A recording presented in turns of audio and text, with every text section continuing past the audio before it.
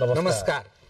नेपाल टेलिभिजनको यो समाचारमा यहाँलाई स्वागत गर्दछु। म हुँ बद्री काजी गुरुङ र साथमा छु म गोविन्द धिताल। सुरुमा यस प्रसारणका प्रमुख समाचार।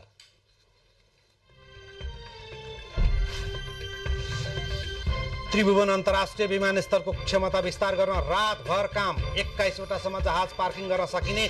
कतिपय आन्तरिक विमानस्थलको आम्दानी भने शून्य। प्रधानमन्त्रीबाट काठमाडौँ तराई मधेस द्रुत मार्ग आयोजनाको प्रगतिबारे चासो। खोकना क्षेत्रको समस्या समाधानको प्रस्ताव ल्याउन निर्देशन। भारतमा चिया निकासीको पहल गर्ने आश्वासन। सामाजिक सञ्जाललाई दर्ता गर्न सरकारको ताकेता। दर्ता हुन नमान्ने सामाजिक सञ्जाललाई निर्देशिका बमोजिम कारबाही गर्ने सञ्चार मन्त्री गुरुङको भनाई।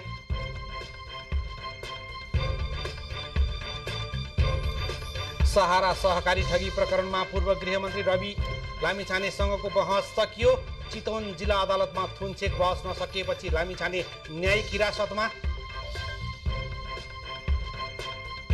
गाजालाई नियन्त्रणमा लिएर पुनर्निर्माण गर्ने अमेरिकी राष्ट्रपति ट्रम्पको प्रस्ताव। विश्वका कतिपय शक्तिशाली देशको विरोध। इजरायली प्रधानमन्त्री बेन्जामिन नेतन्याहुसँग व्हाइट हाउसमा भेटवार्ता। र नेपाल ओलम्पिक कमिटीको निर्वाचनमा ओलम्पिकको अन्तर्राष्ट्रिय र एसियाली निकायको चासो।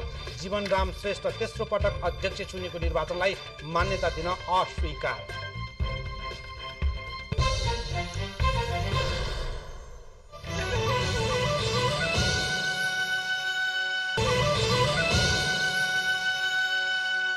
समाचार अब विस्तारमा। राष्ट्रिय गौरवको आयोजना काठमाडौँ तराई मधेस द्रुत मार्गको प्रगतिमा प्रधानमन्त्री केपी शर्मा ओलीले राख्नु भएको चासोमा सरकारवालाको जवाब के छ? एकपछि अर्को जिल्ला अदालतमा बयान दिँदै हिँड्नु परेका रासपा सभापति रवि लामिछानेलाई चितवन जिल्ला अदालतले किन न्यायिक हिरासतमा पठायो? नेपालमा दर्ता हुन आलटाल अटेर गर्ने सामाजिक सञ्जालहरूलाई सरकारले के गर्छ? लगायतका समाचारहरू अघि आज देशका विमानस्थलहरूको समाचार छ। झन्डै 7 करोड रुपियाँ खर्च गरेर धावन मार्ग कालोपत्रे गरिएको खोटाङको लामीडाँडा विमानस्थलको वार्षिक आम्दानी शून्य छ। लामीडाँडा मात्र होइन, अन्य केही विमानस्थलको हालत पनि उस्तै छ। त्यसैले नेपाल नागरिक उड्डयन प्राधिकरण त्रिभुवन अन्तर्राष्ट्रिय विमानस्थलको आम्दानीमै निर्भर हुनु परेको छ। आजको सार्वजनिक सरकारमा सुको आम्दानी नगर्ने विमानस्थलदेखि रातभर उडान अवतरण बन्द गरेर व्यापक सुधारको काम भइरहेको त्रिभुवन अन्तर्राष्ट्रिय विमानस्थलको प्रसङ्ग छ।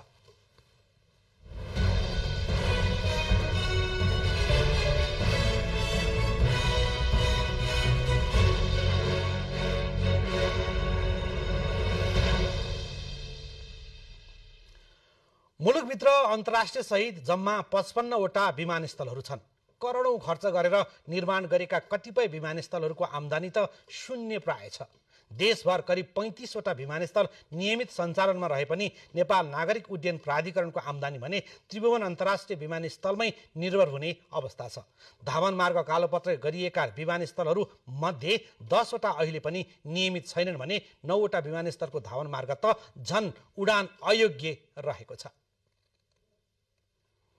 खोटाङको लामीडाँडा विमानस्थलको वार्षिक आम्दानी शून्य छ, तर सञ्चालन खर्च भने 2,34,000 रुपियाँ रहेको छ।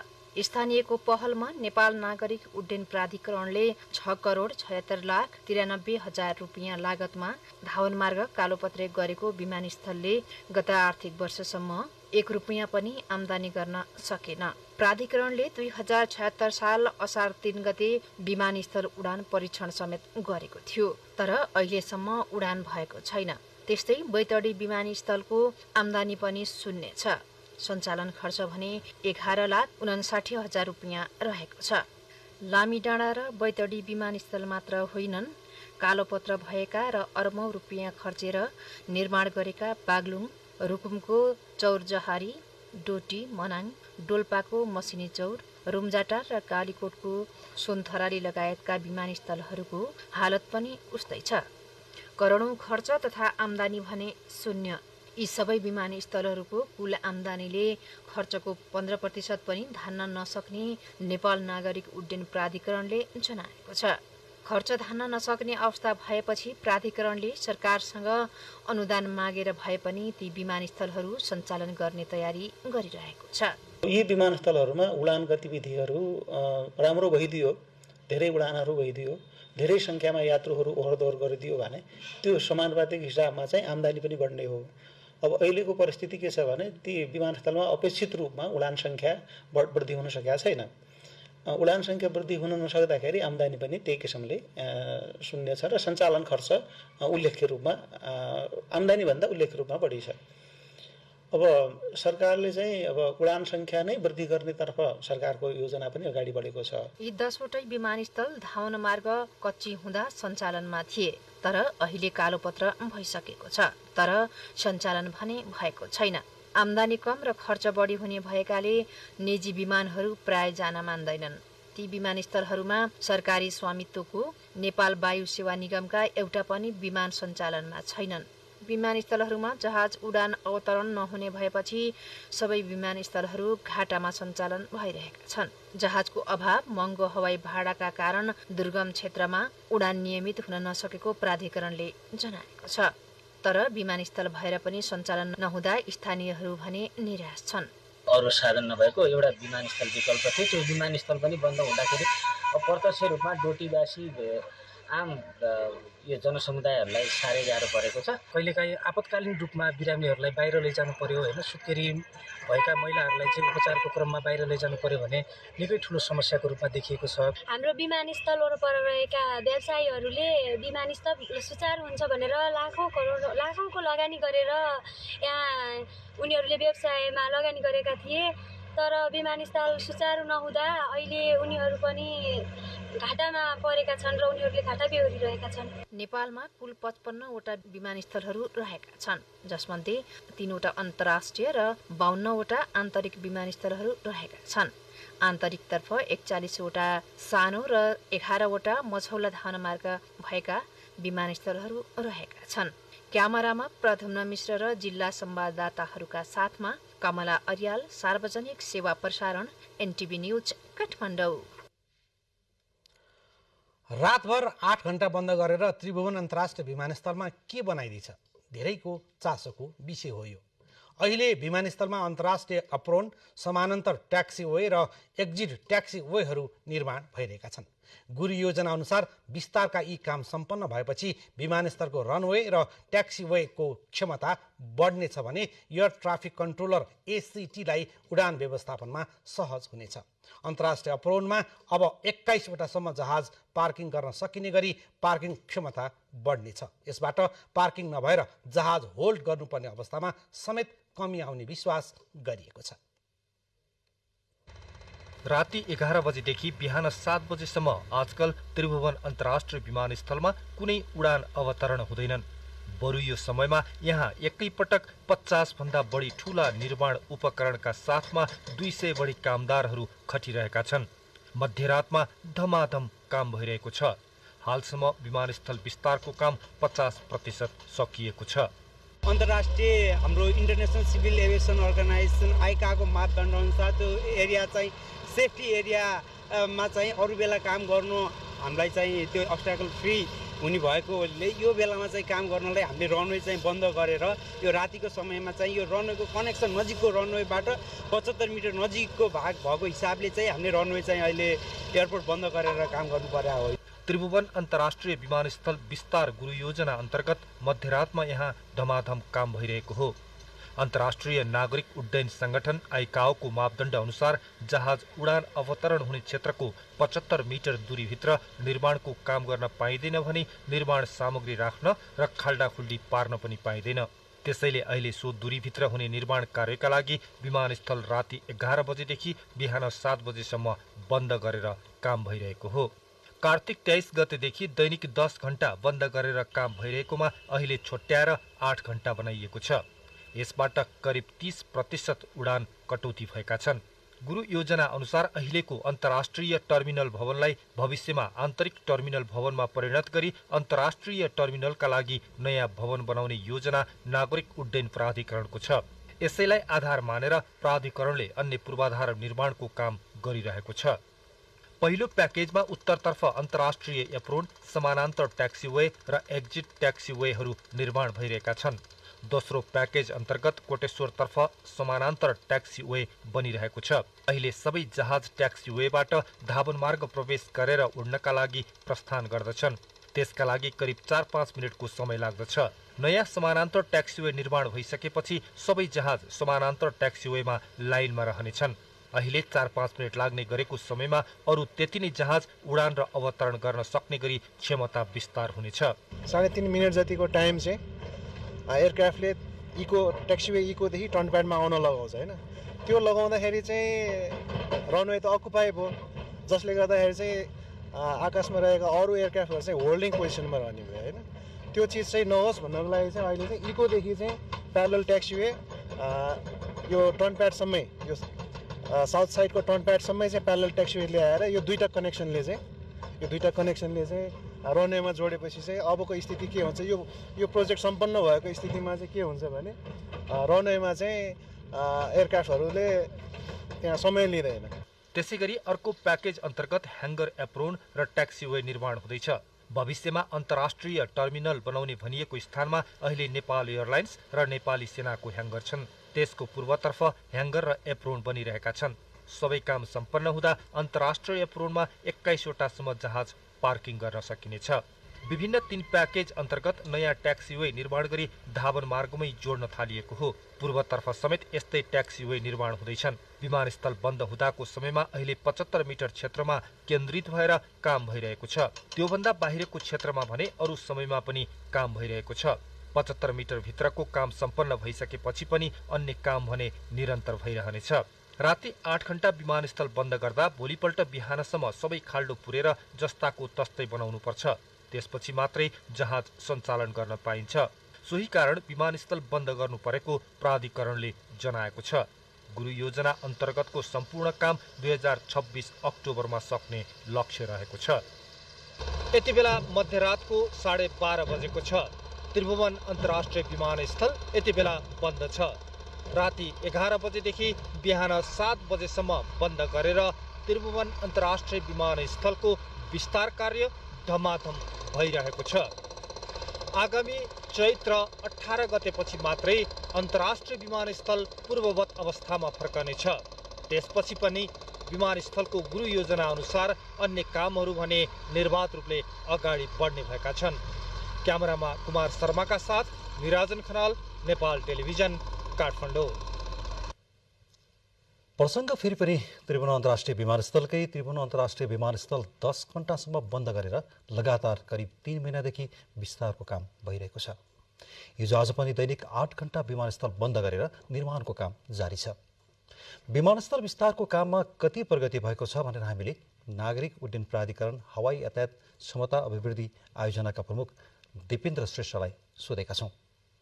उहाँको भनाई आजको सार्वजनिक सरकारमा।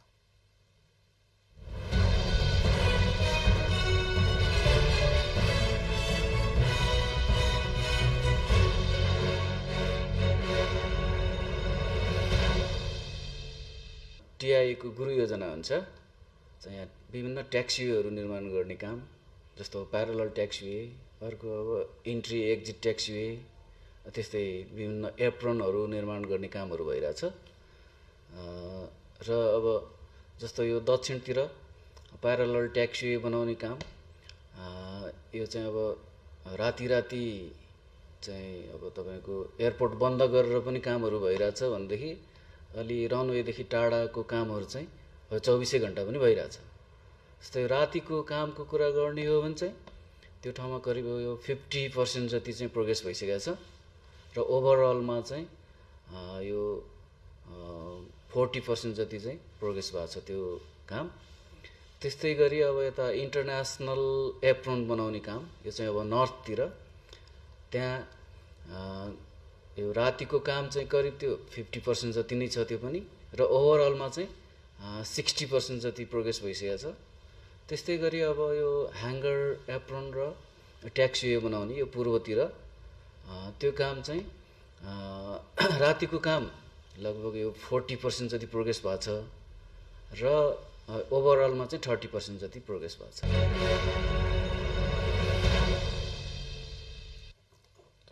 सङ्खुवा सभाको तुमलिङटार विमानस्थलमा बाक्लो तुवालोले ढाकेपछि 8 दिनदेखि उडान हुन सकेको छैन। गत बुधबारबाट विमानस्थल वरपरको डाँडामा लागेको तुवालो हट्न नसक्दा उडान प्रभावित भएको हो। विमानस्थल वरिपरि भिजिबिलिटी 1 किलोमिटर मात्रै भएपछि उडान प्रभावित भएको नागरिक उड्डयन कार्यालय तुमलिङटारले जनाएको छ। विमानस्थलमा उडानका लागि कम्तीमा 5 किलोमिटर वरपरको डाँडा देखिनुपर्ने नागरिक उड्डयन कार्यालय तुमलिङटारका प्रमुख नवराज दाहालले बताउनुभयो। उडान बन्द हुँदा सडक यातायातबाट जान नसकेका वृद्ध र बिरामी समस्यामा परेका छन्। दाहालका अनुसार दिउँसो घाम लागे पनि तुवालो हट्न सकेको छैन। माघ महिनामा मात्रै मौसमका कारण 12 दिन उडान हुन सकेको छैन। तुमलिङटारमा बुद्ध एयरको ATR 72 विमानले दैनिक उडान गर्दै आएको थियो। समाचारको क्रम जारी नै रहनेछ, त्यसअघि छोटो विज्ञापन। विज्ञापनपछिको बाँकी समाचारमा यहाँहरूलाई स्वागत छ। राष्ट्रिय गौरवको आयोजना काठमाडौँ तराई मधेस द्रुतमार्ग सडक आयोजनाको हालसम्मको प्रगतिबारे प्रधानमन्त्री केपी शर्मा ओलीले जानकारी लिनुभएको छ। उहाँले विद्यमान समस्या तथा समाधानका उपायबारे पनि सरकारवाला मन्त्रालयका मन्त्रीहरू र द्रुतमार्ग निर्माणमा संलग्न नेपाली सेनासँग छलफल गर्नुभएको हो। प्रधानमन्त्री तथा मन्त्री परिषदको कार्यालयमा भएको छलफलमा नेपाली सेनाले आयोजनाको सुरु बिन्दु खोकनामा जग्गा अधिग्रहणमा रहेको समस्या र आयोजना क्षेत्रमा पर्ने रुख कटानमा भएको ढिलाइ लगायतका समस्याबारे अवगत गराएको छ। त्यसबखत प्रधानमन्त्री ओलीले सम्बन्धित मन्त्रालयलाई खोकना क्षेत्रको समस्या समाधानको प्रस्ताव ल्याउन निर्देशन दिनुभएको थियो। उपप्रधानमन्त्री एवं अर्थमन्त्री विष्णुप्रसाद पौडेल, भौतिक यातायात तथा पूर्वाधार मन्त्री देवेन्द्र दाहाल, रक्षा मन्त्री मानवीर राई, प्रधानमन्त्रीका आर्थिक मामिला सल्लाहकार डाक्टर युवराज खतिवडा, नेपाली सेनाका प्रधान सेनापति अशोकराज सिग्देल सहभागी छलफलमा प्रधानमन्त्रीले सोच विचार गरेरै नेपाली सेनालाई आयोजनाको जिम्मेवारी दिइएकोले गुणस्तरीय काम हुने विश्वास व्यक्त गर्नुभयो। 70.97 किलोमिटर लामो द्रुत मार्गको निर्माण विक्रमसम्म 2074 सालमा सुरु भएको हो। 2 खर्ब 11 अर्ब 93 करोड रुपियाँ लागतको द्रुत मार्ग सडक आयोजना सम्पन्न गर्ने संशोधित अवधि 2083 चैतसम्म रहेको छ। आयोजनाको हालसम्मको भौतिक प्रगति 37.6 र वित्तीय प्रगति 39.74 रहेको नेपाली सेनाले जनाएको छ।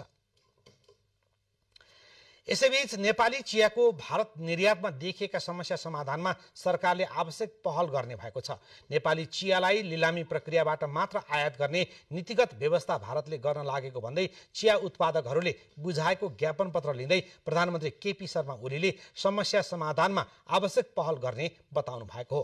प्रधानमन्त्री ओलीले चिया उद्योगलाई प्रवर्धन र प्रोत्साहन गर्न सक्दो पहल गर्ने विश्वास पनि दिलाउनु भएको छ। प्रधानमन्त्री तथा मन्त्री परिषदको कार्यालयमा प्रादेशिक चिया समन्वय समिति कोशी सहित झापा र इलामका चिया उत्पादकका प्रतिनिधिले दिएको ज्ञापन पत्र लिने क्रममा प्रधानमन्त्रीले नेपाली चियाको उचित बजार प्रवर्धन र विस्तारमा ध्यान दिन उद्यमीलाई सुझाव पनि दिनुभयो।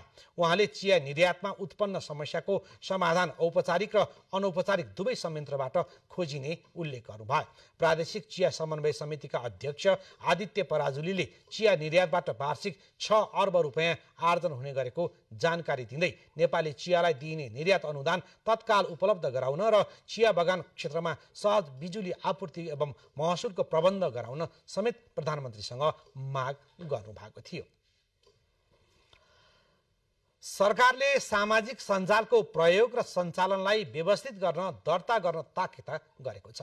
सञ्चार तथा सूचना प्रविधि मन्त्रालयले सूचना प्रकाशन गरेर सामाजिक सञ्जाल सञ्चालन गर्न चाहने व्यक्ति, कम्पनी वा संस्थाले मन्त्रालयमा सूचीकरण गर्न र सम्पर्क व्यक्ति तोक्न ताकेता गरेको हो। सरकारले आग्रह गर्दा पनि दर्ता हुन नमान्ने सामाजिक सञ्जाललाई निर्देशिका बमोजिम कारबाही गर्ने मन्त्रालयले जनाएको छ। सरकारले सामाजिक सञ्जालको नियमनलाई प्रभावी बनाउन थालेको छ। यस क्रममा सामाजिक सञ्जालहरूलाई नेपालमा दर्ता हुन सञ्चार तथा सूचना प्रविधि मन्त्रालयले सूचना जारी गरेको छ।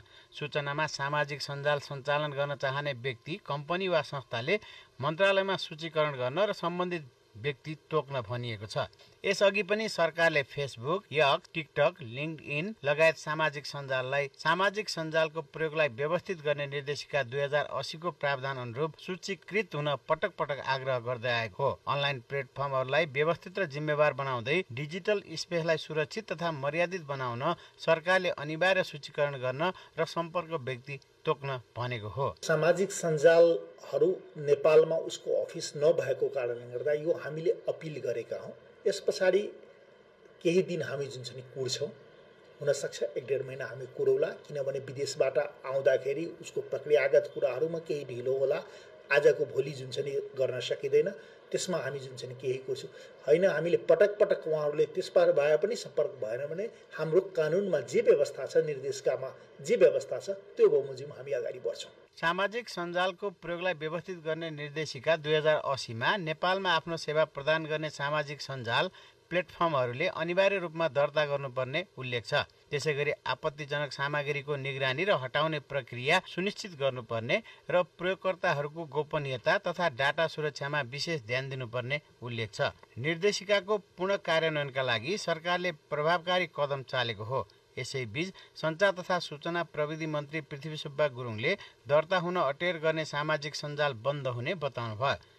अराजकताको नियमन र लोकतन्त्रको सबलीकरणका लागि सामाजिक सञ्जाललाई व्यवस्थित गर्न जरुरी भएको निष्कर्ष सरकारको छ।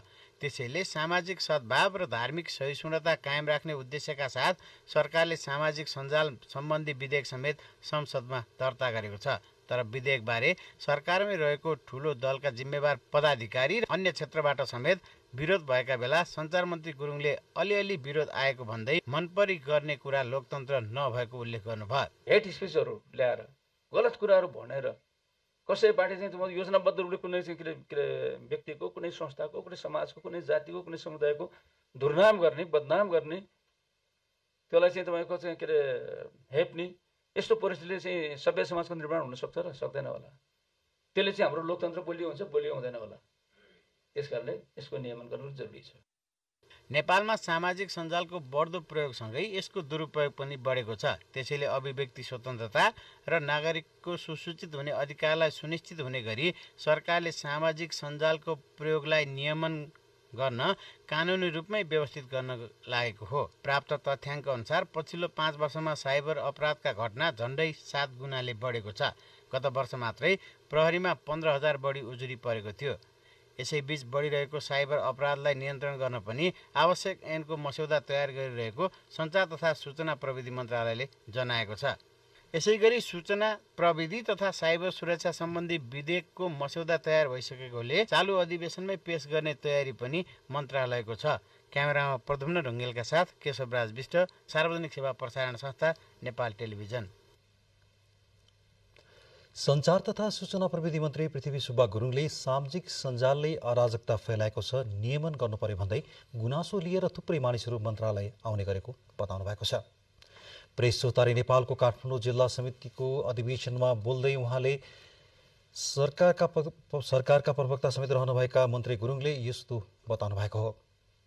सरकारले अराजकता रोकथाम गर्न र सभ्य समाज निर्माणका लागि सामाजिक सञ्जालको सञ्चालन, प्रयोग तथा नियमन गर्ने सम्बन्धमा कानुन ल्याउन लागेको उहाँले स्पष्ट पार्नुभयो।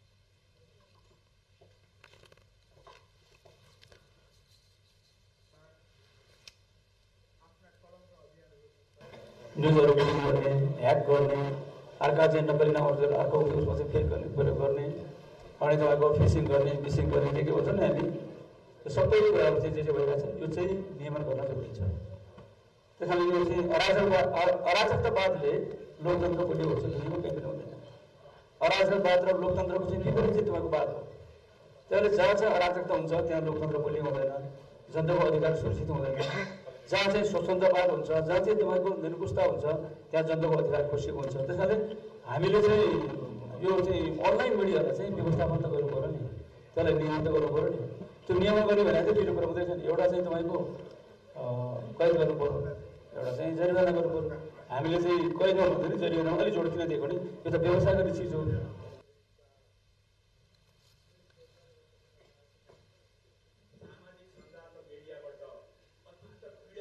सभामुख देवराज घिमिरेले संसदमा विचाराधीन विधेयक र पेश भएका अध्यादेशका सम्बन्धमा प्रमुख दलका सचेतकहरूसँग छलफल गर्नुभएको छ। सभामुखको कार्यकक्षमा भएको बैठकमा संसदमा लामो समयदेखि विचाराधीन रहेका विधेयक र सरकारले ल्याएका अध्यादेशहरूबारे छलफल भएको हो। प्रतिनिधि सभाको बैठक बस्नु अघि अध्यादेशबारे सभामुख घिमिरेले सचेतकहरूसँग छलफल गर्नुभएको हो।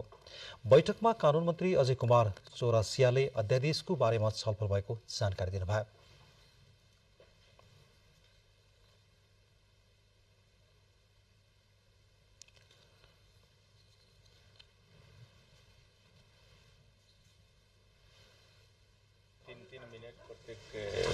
मान्यजीहरूले आफ्नो कुरा राख्ने अनि भोटिङ चाहिँ सामूहिक रूपमा जुन जुन प्रस्तुतकर्ता सांसदहरूले प्रस्तुत गर्नुहुन्छ त्यसमा भोटिङ हुन्छ।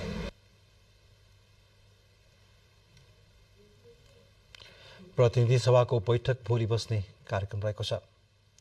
पछिल्लो 27 महिनाको अवधिमा संघीय संसदले 12वटा मात्र कानुन निर्माण गरेको छ। कानुन निर्माणको गति बढाउन भन्दै विभिन्न कोणबाट छलफल गरिए पनि कानुन निर्माणको गति भने बढ्न सकेको छैन। कानुन निर्माणको कामलाई प्राथमिकतामा राखेर समय तोकेर अघि बढ्नुपर्नेमा समेत कतिपय दलका नेताहरूले जोड दिनु भएको छ। विधायकी संसदको मुख्य काम नै कानुन निर्माण गर्ने हो। प्रत्यक्ष र समानुपातिक प्रणालीबाट आएका जनप्रतिनिधि सम्मिलित प्रतिनिधि सभाले नै निर्माण गरेको सरकारले ल्याएको सरकारी विधेयक र सांसद स्वयंको पहलमा दर्ता गराएको निजी विधेयकमाथि विभिन्न प्रक्रिया पूरा गरेपछि मात्र कानुन निर्माण हुने गर्छ। कतिपय अवस्थामा संविधानले तोकिएका विषय र कतिपय अवस्थामा आवश्यकता र महत्त्वका आधारमा विषय पहिचान गरी विधेयक ल्याउने गरिन्छ। तर त्यसरी ल्याएको विधेयकहरूले पूर्ण रूपमा प्रक्रिया पूरा नगर्दा र कतिपय अवस्थामा विभिन्न कारणले ऐन बन्नु अघि नै विधेयकहरू निष्क्रिय हुने गरेका छन्, जसका कारण कानुन निर्माणको काम नै सुस्त बनेको छ।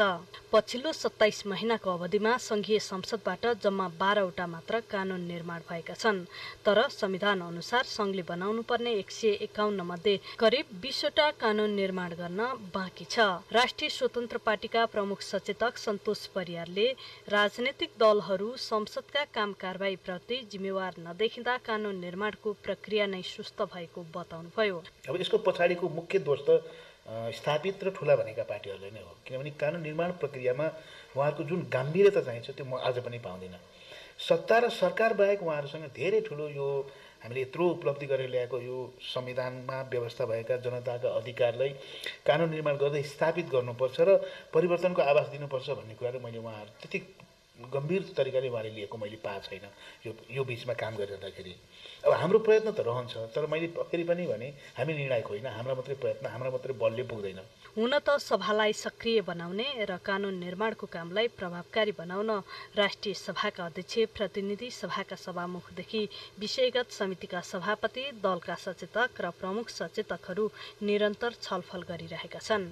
सरकारका मुख्य सचेतक महेश बर्तौलाले अबको अधिवेशनलाई उपलब्धिमूलक बनाउने गरी काम गर्ने बताउनुभयो। एउटा निश्चित समय सीमाभित्र दर्ता भएको कानुनमा पारित गर्ने गरी संसदले पनि निष्कर्ष निकाल्ने गरी त्यो टाइम बााउन्ड्रीमा काम गर्न पर्छ कि भनेर एउटा प्रसङ्गहरू विषयहरू उठेको छ। यसलाई पनि हामीले छलफल चाहिँ चलाइरहेका छौँ। तर मुख्य कुरा हाम्रो काम गर्ने कार्यशैली हो। सम्बन्धित विभागीय मन्त्रीहरूले कुन तहबाट आफ्नो विधेयकमा समय दिनुहुन्छ एउटा कुरा, सभापतिहरूले नियमित बैठक राखिदिनु पर्यो र सांसदहरूले पनि मेरो मुख्य काम भनेको संसदीय मामिला हो भने ठान्दिन पर्यो। यति कुरा भइसकेपछि फेरि समस्या हुँदैन। हामी छिटै कानुन पारित गर्नका लागि यसले आफ्नो आवश्यक म्याचुरिटी पार गरेर त्यसले समयमै कानुन निर्माण गर्न हामी सक्छौँ भन्ने लाग्छ। हुन त संसदमा विधेयक दर्ता भइसकेपछिका प्रक्रियालाई नै छुट्याएर कानुन निर्माणको कामलाई सहज बनाउने विषयमा कतिपय चरणमा छलफल समेत भएको छ। नेपाली कांग्रेसका प्रमुख सचेतक श्याम घिमिरेले विधेयक दर्ता भएको 6 महिनाभित्र कानुन बनाइसक्ने गरी समय तोक्नुपर्ने बताउनुभयो। एउटा विधेयक दर्ता भएको कति दिनभित्रमा पास गरिसक्नुपर्छ भन्ने कुरा हामीले टुङ्गो लाउनुपर्छ। मेरो आफ्नो विचारमा 6 महिनाभित्रमा एउटा विधेयक संसदमा दर्ता भएपछि दुईटै सदनले पारित गरेर राष्ट्रपतिका पठाइसक्नु पर्ने गरी हामीले विधिको निर्माण गर्नुपर्ने, नियमावली संशोधन गर्नुपर्ने जरुरत छ। राष्ट्रिय सभामा 2 महिनाको समय दिएको छ भने हाम्रो 3 महिनासम्म गर्न सकिएला।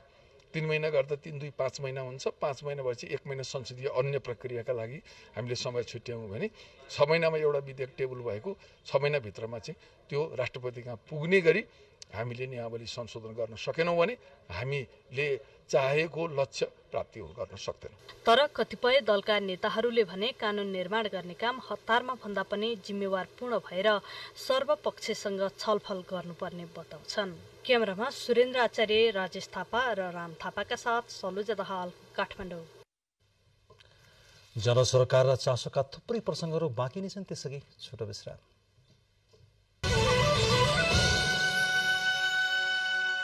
विज्ञापनपछिको बाँकी समाचारमा यहाँहरूलाई पुनः स्वागत छ। चितवन जिल्ला अदालतले पूर्व गृहमन्त्री रवि लामिछानेलाई न्यायिक हिरासतमा पठाएको छ। आज लामिछाने विरुद्ध परेको सहारा बचत सहकारीको थुनछेक बहस नसकिएपछि जिल्ला अदालतका न्यायाधीश दयाराम ढकालको इजलासले न्यायिक हिरासतमा पठाएको अदालतका सूचना अधिकारी अमृत विश्वकर्माले जानकारी दिनुभएको हो। आज लामिछानेको बयान सकिएपछि थुनछेक बहस सुरु भएको थियो।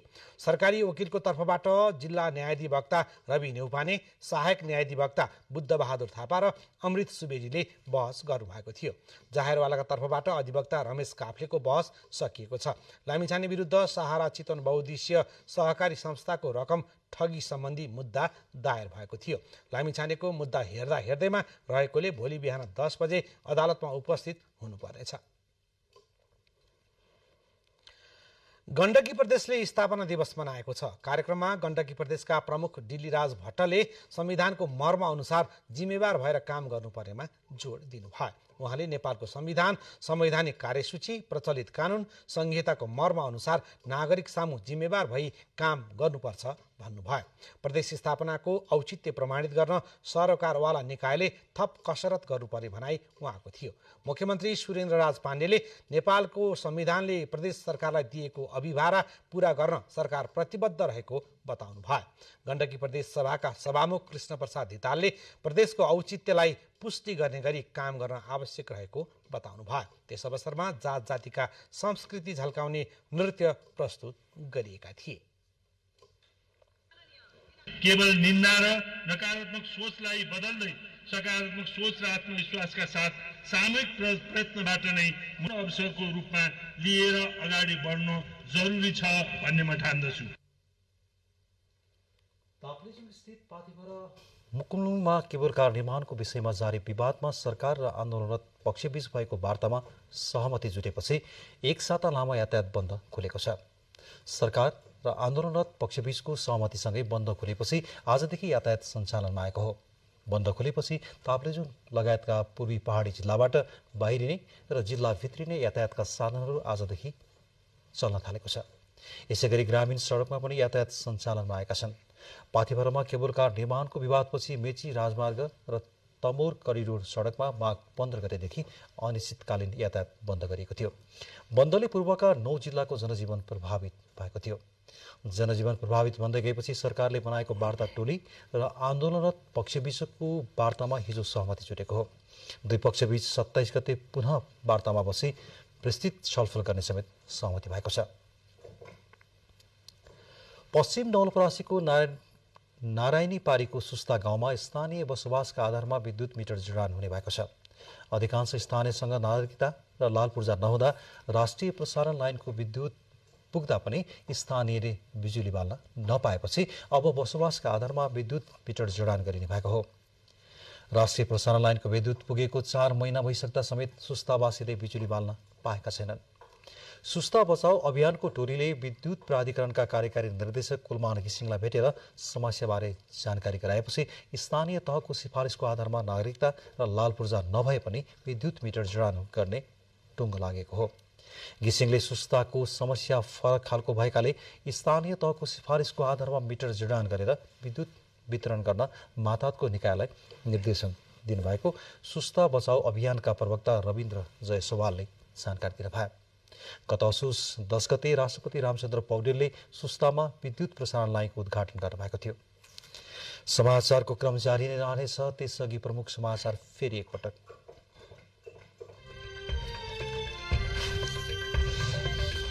त्रिभुवन अन्तर्राष्ट्रिय विमानस्थलको क्षमता विस्तार गर्न रातभर काम 21वटासम्म जहाज पार्किङ गर्न सकिने, कतिपय आन्तरिक विमानस्थलको आमदानी शून्य। प्रधानमन्त्रीबाट काठमाडौँको तराई मधेस द्रुतमार्ग आयोजनाको प्रगतिबारे चासो, खोकना क्षेत्रको समस्या समाधानको प्रस्ताव ल्याउन निर्देशन। भारतमा चिया निकासीको पहल गर्ने आश्वासन। सामाजिक सञ्जाललाई दर्ता गर्न सरकारको ताकेता, दर्ता हुन नमान्ने सामाजिक सञ्जाललाई निर्देशिका बमोजिम कारबाही गर्ने सञ्चार मन्त्री गुरुङको भनाई। सहारा सहकारी ठगी प्रकरणमा पूर्व गृहमन्त्री रवि लामिछानेसँगको बहस सकियो। चितवन जिल्ला अदालतमा थुन्चेक बहस नसकिएपछि लामिछाने न्यायिक हिरासतमा। गाजालाई नियन्त्रणमा लिएर पुनर्निर्माण गर्ने अमेरिकी राष्ट्रपति ट्रम्पको प्रस्ताव, विश्वका कतिपय शक्तिशाली देशको विरोध। इजरायली प्रधानमन्त्री बेन्जामिन नेतान्याहुसँग व्हाइट हाउसमा भेटवार्ता। र नेपाल ओलम्पिक कमिटीको निर्वाचनमा ओलम्पिकको अन्तर्राष्ट्रिय र एसियाली निकायको चासो, जीवनराम श्रेष्ठ तेस्रो पटक अध्यक्ष चुनेको निर्वाचनलाई मान्यता दिन स्वीकार। अब बाँकी समाचारको सिलसिला। चलचित्र विकास बोर्डले चलचित्रमा अध्ययन गर्न चाहने विद्यार्थीका लागि प्रोत्साहन गरेको छ।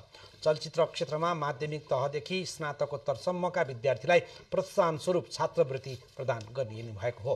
चलचित्र विकास बोर्डले आज आयोजना गरेको कार्यक्रममा चलचित्र सम्बन्धी अध्ययन, अनुसन्धान एवं वृत्ति विकासका लागि छात्रवृत्ति प्रदान गरियो। बोर्डका अध्यक्ष दिनेश ऋषिले छात्रवृत्तिको रकम सम्बन्धित क्याम्पसलाई हस्तान्तरण गर्नुभयो। चलचित्र सम्बन्धी अध्ययन हुने उत्कर्ष इन्टरनेसनल कलेज र नेपाल फिल्म क्याम्पस तथा नेपाल सङ्गीत विद्यालयलाई रकम हस्तान्तरण गरिएको हो। सामाजिक सञ्जालमा यसो नोट सेयर मात्रै गरिदिनु होला र नराम्रा कामहरू भयो भने हामीलाई इनबक्स गरेर सरहरू मार्फत खबर गरिदिए पनि भयो, आफ्नो सरहरू मार्फत होइन। र सामाजिक सञ्जाल वितृष्णा पोख्ने ठाउँ होइन भन्ने चाहिँ तपाईँहरूको युवा उमेरले थाहा पाओस्। यसै वर्षदेखि विद्यालय स्तरका विद्यार्थीलाई चलचित्र छात्रवृत्ति प्रदान गर्न थालिएको जानकारी कार्यक्रममा दिइएको थियो। हिमवत खण्ड कला साहित्य संस्कृति सम्मेलन 2081 आउँदो चैत्र 1 गतेदेखि 3 गतेसम्म काठमाडौँमा हुने भएको छ। मदन भण्डारी कला साहित्य प्रतिष्ठानको आयोजनामा उक्त सम्मेलन हुन लागेको हो। हिमवत खण्डको कला साहित्य, भाषा, वेशभूषा तथा संस्कृतिलाई जगेर्ना गर्ने उद्देश्यका साथ सम्मेलनको आयोजना गरिएको आयोजक संस्थाले जनाएको छ। सम्मेलनमा नेपालका 7वटै प्रदेश, हिमाल, पहाड, तराईका कला, संस्कृति, झाँकीहरूको प्रदर्शन गरिनेछन्। यसका साथै 7वटै प्रदेशको प्रतिनिधित्व गर्दै एक-एकवटा गोष्ठी पत्र पनि प्रस्तुत हुनेछ।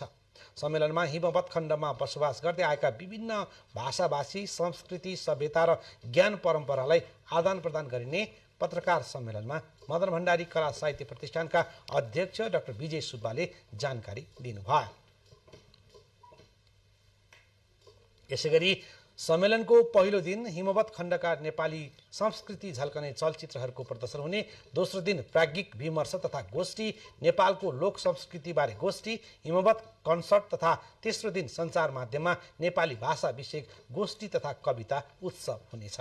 सम्मेलनमा प्रधानमन्त्री केपी शर्मा ओली, पूर्व राष्ट्रपति विद्यादेवी भण्डारी, पूर्व प्रधानमन्त्री शेरबहादुर देउबा तथा सिक्किमका पूर्व मुख्यमन्त्री एवं साहित्यकार पवन चामलिङ लगायत सहभागी हुनेछन्। यसैगरी सम्मेलनमा नेपाल लगायत म्यानमार, बङ्गलादेश, भुटान, थाइल्यान्ड, भारत, चीन तथा तिब्बतबाट नेपाली भाषी साहित्यकारहरूको सहभागिता रहनेछ। अब अन्तर्राष्ट्रिय प्रसङ्ग। अमेरिकी राष्ट्रपति डोनाल्ड ट्रम्प र इजरायली प्रधानमन्त्री बेन्जामिन नेतन्याहुबीच भेटवार्ता भएको छ। व्हाइट हाउसमा भएको भेटवार्तापछि दुवै नेताले संयुक्त पत्रकार सम्मेलनमा सम्बोधन गर्नुभएको छ। ट्रम्प दोस्रो कार्यकालका लागि निर्वाचित भएपछि राष्ट्रपति कार्यालयमै भेटवार्ता गर्ने नेतन्याहु पहिलो विदेशी नेता बन्नुभएको छ। संयुक्त पत्रकार सम्मेलनमा सम्बोधन गर्दै ट्रम्पले गाजालाई अमेरिकाले कब्जा गरेर विस्फोट नभएका बमहरू हटाएर प्यालेस्टाइनी क्षेत्रको पुनर्निर्माण गरी आर्थिक अवस्था सुधार गर्ने गरी काम गर्नुपर्ने बताउनुभयो। राष्ट्रपति ट्रम्पको भनाइलाई लिएर बेलायत लगायतका देशले विरोध जनाएका छन्। अमेरिकी राष्ट्रपतिले यसअघि नै राख्नुभएको प्यालेस्टाइनीहरूलाई गाजा बाहिर बसोबास गराई युद्धले क्षतिग्रस्त गाजाको पुनर्निर्माण गर्ने प्रस्ताव यसअघि नै गाजावासीले अस्वीकार गरिसकेका छन्। इजरायली प्रधानमन्त्रीले युद्ध जितेर युद्ध अन्त्य गर्ने भन्ने भनाई दोहोऱ्याउनु भयो। 15 महिनाको युद्धपछि अहिले गाजामा युद्धविराम भइरहेको छ। यसैबीच इजरायलका लागि नेपालका राजदूत धनप्रसाद पण्डितले आज दिउँसो इजरायलका राष्ट्रपति आइज्याक हर्जोगसँग टेलिफोन वार्ता गर्नुभएको परराष्ट्र मन्त्रालयले जनाएको छ।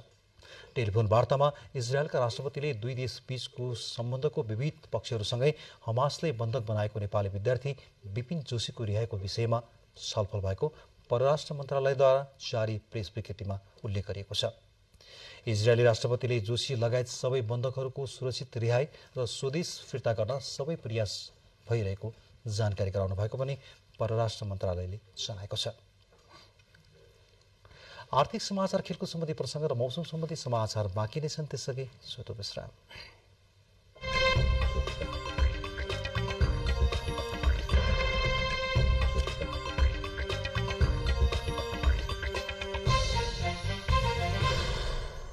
अब आर्थिक समाचारको पालो। बझाङको सेती नदी र यसका सहायक खोलाहरूमा विगतका वर्षहरूको तुलनामा माछाको संख्या बढेको छ। माछाले फूल पार्ने तथा प्रजनन क्रिया गर्ने भदौ, असोज र फागुन तथा चैत महिनामा माछा मार्न प्रतिबन्ध लगाएपछि माछाको संख्या बढेको स्थानीयको भनाइ छ। पानी पनि प्रदूषित भएको छ। विभिन्न कारणहरूले माछाको संख्या घटिरहेको अवस्थामा चाहिँ यो संरक्षणको प्रयास जुन पालिकाहरूले सुरु गरेका छन् त्यो प्रयास चाहिँ एकदमै प्रशंसनीय खालको प्रयास छ। विगत केही वर्षको तुलनामा यस वर्ष सेती नदी र यसका सहायक खोलाहरूमा बढी माछा पाइन थालेको छ। माछा बढी पाइन थालेपछि माछा मारेर जीविका चलाइरहेकाहरूको आम्दानीमा पनि वृद्धि भएको उनीहरूले बताएका हुन्। स्वादका हिसाबले देशैभर प्रख्यात सेती नदीको असला माछाको संख्या प्रतिवर्ष घट्दै जान थालेको प्रति चिन्तित यहाँका स्थानीयहरू यो वर्ष बढी माछा पाइन थालेकोमा खुसी छन्। माछा पनि मारिरहेछौँ र हामीले माछा मारेर केही दिनको 700-800 हामीले बनाएकै हुन्छौँ। यसपालि पालिकाले बन्द गरिसकेपछि मान्छेले केही नै होइन पर व्यक्ति बराबर एक दिनमा 3-4 केजीदेखि 5 केजीसम्म मारेका छन्। सेती नदी किनाराका पालिकाहरूले माछाले फूल पार्ने तथा प्रजनन गर्ने समयमा मार्न प्रतिबन्ध लगाएपछि माछाको संख्यामा वृद्धि भएको स्थानीयको अनुमान छ। बझाङका स्थानीय तहले सेती नदी र यसका सहायक खोलाहरूमा 4 महिना माछा मार्न प्रतिबन्ध लगाएका थिए। माछाले फूल पार्ने तथा प्रजनन क्रिया गर्ने भदौ, असोज र फागुन तथा चैत महिनामा माछा मार्न सेती नदी क्षेत्रमा पर्ने पालिकाहरूले गत भदौदेखि प्रतिबन्ध लगाएका हुन्। माछाको प्रजनन क्षमता भनेको साउन र भदौमा रहेछ। त्यो प्रजनन क्षमतामा बच्चा र आमा दुइटै मर्ने हुँदाखेरि प्रतिबन्ध लगाएको हो। वर्षको 2 पटक भदौ र असोजमा र फागुन र चैतमा 2 पटक चाहिँ हामीले चाहिँ माछा चाहिँ मार्न प्रतिबन्ध लगायौँ। सेती नदी र यसका सहायक नदीमा पाइने गिठी, पापो, कठ्याल, धामी लगायतका माछाहरू केही वर्ष यता हराउन थालेको मछुवारहरूको अनुभव छ। खिरो, गडेरो लगायतका जैविक विषादी हालेर माछा मार्ने, घनको प्रयोग गर्ने, खोला नै अर्कोतिर फर्काउने गरेर दुवाली थुन्ने गरेका कारण जलचरहरूको अवस्था दिन प्रतिदिन बिग्रदै गएकोले माछामाथिका चुनौतीहरू घटाउनका लागि स्थानीय सरकारले नीति नै बनाएर काम गरिरहेको छ। सुभाष सिंह कठायत, नेपाल टेलिभिजन, 26 पातिभेरा गाउँपालिका, खाली गाउँ, बझाङ। आर्थिक समाचारपछि अब खेलकुद सम्बन्धी समाचार।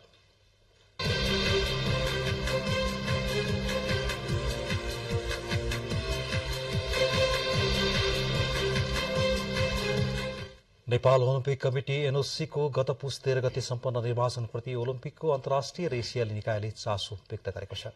अन्तर्राष्ट्रिय ओलम्पिक कमिटी आईओसी र ओलम्पिक काउन्सिल अफ एसिया ओसीएले एनओसीलाई पत्र पठाउँदै निर्वाचन र त्यसले सिर्जना गरेको अवस्थाका बारेमा चासो व्यक्त गरेका हुन्। अदालतको आदेश र सरकारको निर्देशन विपरीत एनओसीले साधारण सभा निर्वाचन गरी जीवनराम श्रेष्ठले तेस्रो कार्यकाल अध्यक्ष चयन हुनुभएपछि यो विषयलाई लिएर सरकारसँग एनओसीको सम्बन्ध चिसिएको छ। खेलकुद मन्त्रालयले त्यो निर्वाचनलाई मान्यता नदिने बताए पनि एनओसीले भने निर्वाचन आधिकारिक भएको दावी गरिरहेका छन्। आईओसी र ओसीएले पठाएको पत्रमा पनि उक्त निर्वाचनलाई तत्काल मान्यता दिन अस्वीकार गरिएको छ। पत्रमा साधारण सभा र निर्वाचनको विवाद अदालतमा पुगेको तथा त्यसको अन्तिम निर्णयको प्रतीक्षारत रहेको विषय उठान गर्दै विवादको सबै पक्ष मिलेर समाधान खोज्न पनि निर्देशन दिएको छ। एनओसीका सदस्यहरूलाई सम्बोधन गर्दै लेखिएको पत्रमा आईओसीका सदस्य राष्ट्र हेर्ने जेम्स मेकल्युट र ओसीएका डाइरेक्टर जनरल हुसेन अल मुसल्लमले हस्ताक्षर गर्नुभएको छ।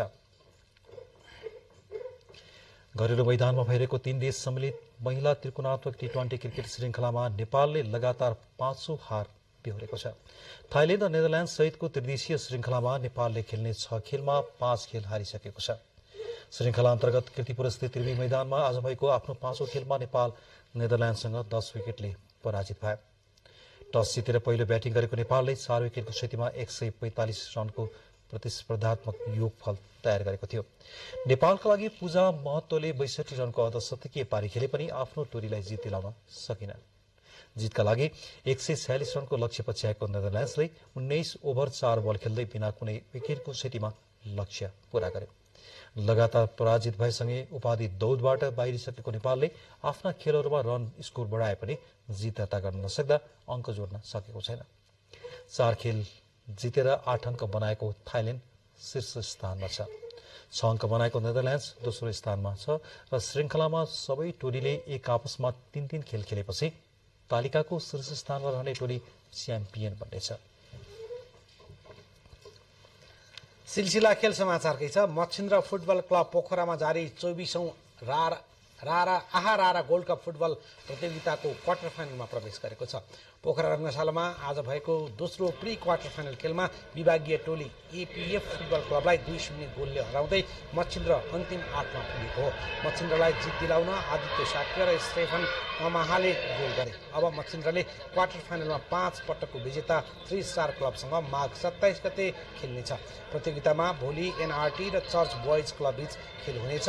प्रतियोगिताको विजेताले 12,01,000 र दोस्रो हुने टोलीले 6,01,000 रुपियाँ पुरस्कार प्राप्त गर्नेछ। उता चर्च बोइज युनाइटेड क्लब सुनसरीमा जारी बुढासुब्बा गोल्ड कपको फाइनलमा प्रवेश गरेको छ। धरान रङ्गशालामा आज भएको पहिलो सेमी फाइनल खेलमा रोयल थिम्पू कलेज भुटानलाई 7-0 गोल अन्तरले हराउँदै चर्च बोइज फाइनलमा प्रवेश गरेको हो। चर्च बोइजका लागि समीर तामाङ र अर्मोन्ड बेडियुमले ह्याट्रिक गरे। प्रतियोगितामा भोलि हुने दोस्रो सेमी फाइनल खेलमा साबिक विजेता न्युरो टिम एनआरटी र पाहुना टोली युनाइटेड कारसाङ फुटबल क्लब बीच प्रतिस्पर्धा हुनेछ। प्रतियोगिताको विजेताले 10 लाख रुपियाँ प्राप्त गर्नेछ।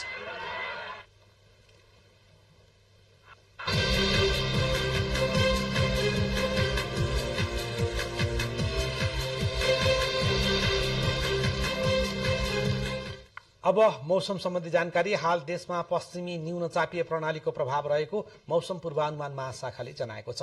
आज राति देशको पहाडी भूभागमा आंशिक बदली रही बाँकी भूभागमा मौसम मुख्यतया सफा रहनेछ। कोशी प्रदेश, गण्डकी प्रदेश, कर्णाली प्रदेश र सुदूरपश्चिम प्रदेशको उच्च पहाडी तथा हिमाली भूभागका 1-2 स्थानमा हल्का हिमपातको सम्भावना रहेको मौसम पूर्वानुमान महाशाखाले जनाएको छ। अब मौसम सम्बन्धी थप विवरण।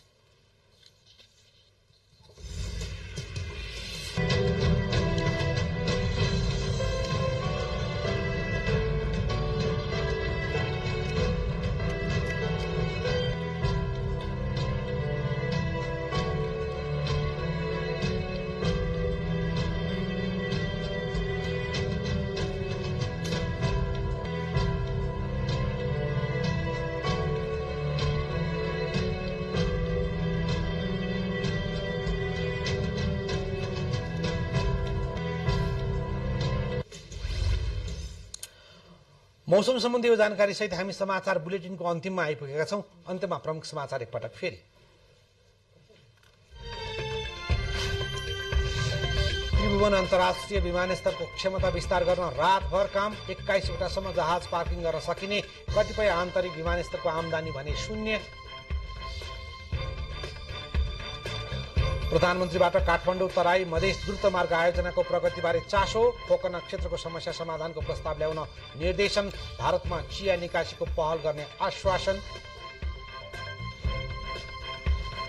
सामाजिक सञ्जाललाई दर्ता गर्न सरकारको ताकेता। दर्ता हुन नमान्ने सामाजिक सञ्जाललाई निर्देशिका बमोजिम कारबाही गर्ने सञ्चार मन्त्री गुरुङको भनाई।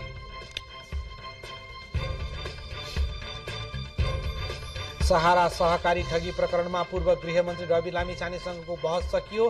चितवन जिल्ला अदालतमा थुनछेक बहस नसकिएपछि लामिछाने न्यायिक हिरासतमा।